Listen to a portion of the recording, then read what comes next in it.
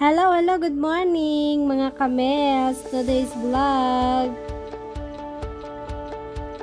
Hello guys, ito na naman po tayo. Another vlog. Lulutuin po ngayon ay macarona, which is carbonara. Pares lang po sila, carbonara or macarona. Yung macarona kasi yan yung patawag ng Arabic food, macarona po dito. Yan po yung mga rekado po na kailangan natin para to sa ating vlog for today. Ayan po, nagsasala na po ako ng kawali. Nagpainit na po ako ng mantika para isala na po natin yung sauce po ng macarona. Yan po, inuna ko na po yung sibuyas. Nakarami po yung sibuyas. Yung sibuyas po, iniwa ko po yan. Tapos, ginamitan ko din po siya ng yung food processor para maliit po siya.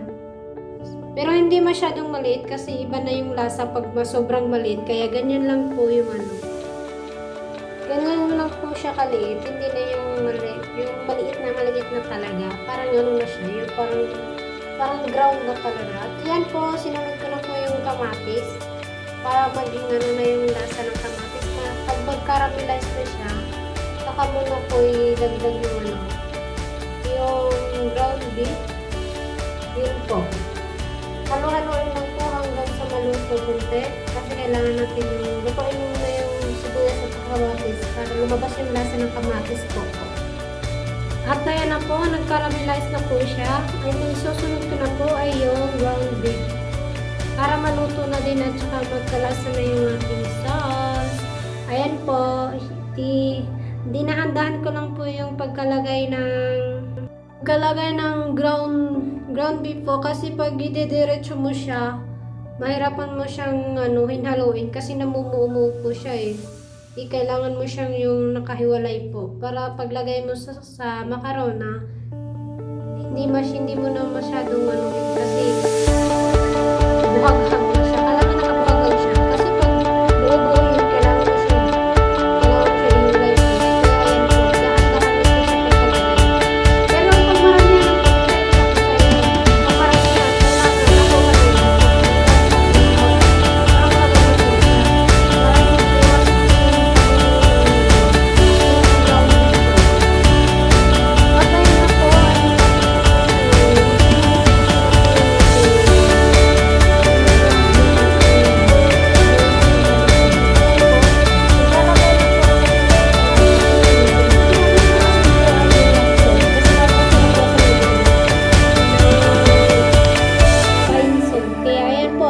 nilalagay ko na po na siyang spicy. Yung spicy ko po nilalagay ay cumin, ground pepper, black pepper, tsaka cinnamon konti. Hindi na po kasi sa inyo kung gaano kadami. Ito yung 5 spices ko yun po. Ulitin ko po, cumin, parang cinnamon, curry,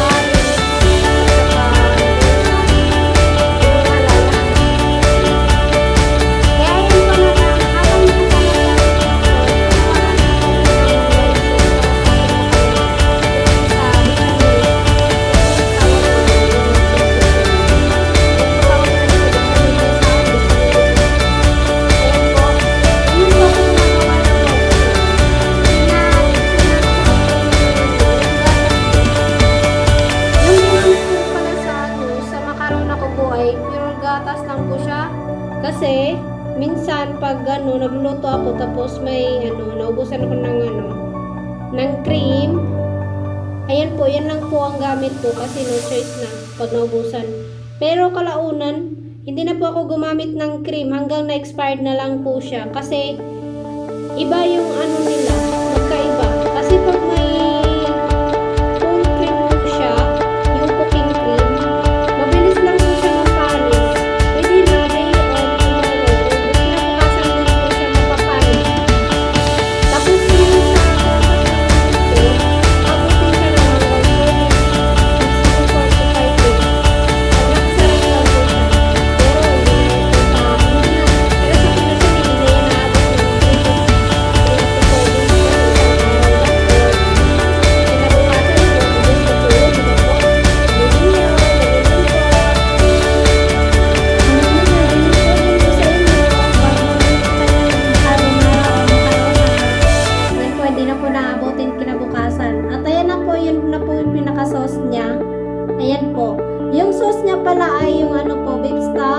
saka yung tomato paste, saka yung spicy. At habang nakasalang ko po yung sauce ko, ayan po, nagawa na rin po ako ng white sauce po niya. Yung po. Ayan po, medyo nahirapan ako dito kasi wala hawak kasi po ito. Pero gumawa ko paraan at ipakita sa inyo paano ko ginagawa yung sauce. Ayan po.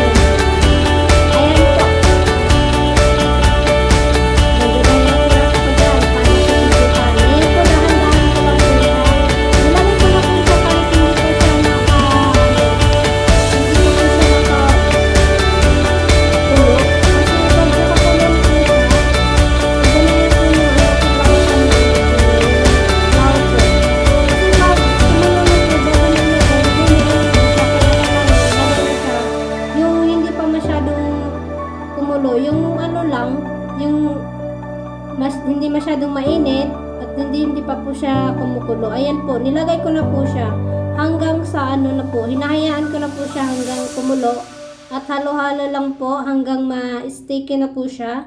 Ayan po. At ayan po, malapit na po siya ma-sticky. Parang lang po yung super po yung rapid ng lights. Kasi malapit po kasi sa bitna. Kaya yan po. Kita niyo lang po yung puti. Pero yung texture po ng sauce, hindi nyo malalaman po. Pinagdagan po siya ng asin po. Yung akin nila palabalik ko po yung sauce po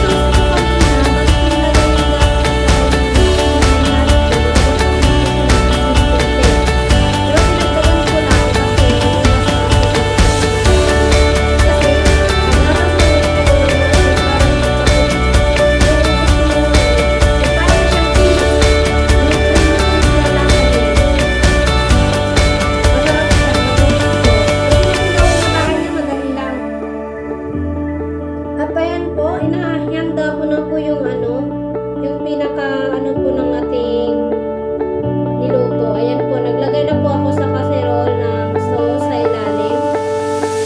Sa konti-konti lang po. Try nyo lang po kung gano'ng karami kasi ako check na po kung gano'ng karami yung nilalagay ko. Ayan po. Tapos, ilagay ko na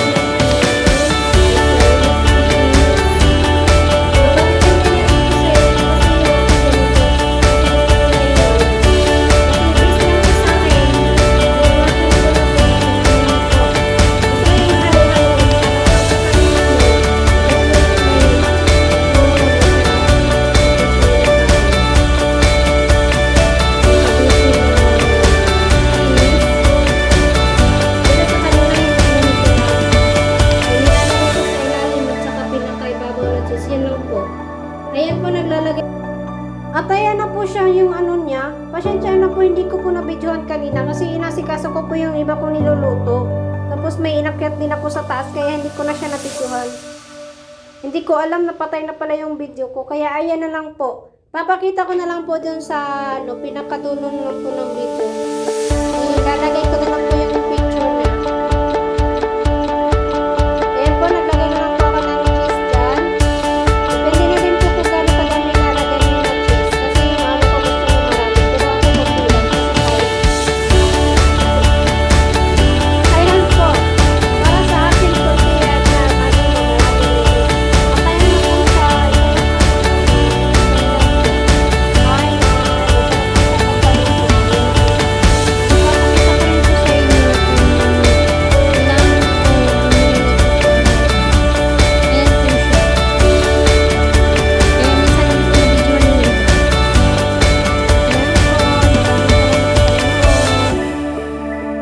Don't forget follow and share, comment down below.